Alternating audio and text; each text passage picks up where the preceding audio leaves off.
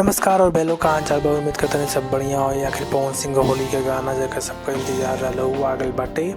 पवन सिंह का होली के गाना आगल बाटे। जी हाँ, एकदम सही बात बा, 100% सही बा। पवन सिंह का होली के गाना आगल बाटे। होली आई रे गाना का नाम बाटे, लेकिन ये एल्बम सॉन्ग नहीं खे। ये एक मूवी का गाना बा। मूवी का नाम बा हमारे स्वाभिमान।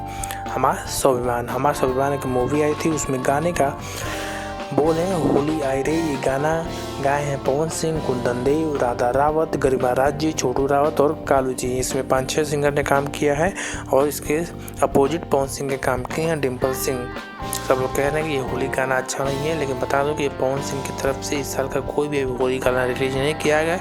लेकिन शाम तक आज एक पोस्टर रिलीज किया जाएगा और वो फिलहाल 6 तारीख को कल गाना रिलीज किया जाएगा। तो ये ऑफिशियल गाना नहीं है, एक मूवी का गाना है। तब तक एंजॉय कीजिए, लेकिन अभी ट्रेलर बाकी है।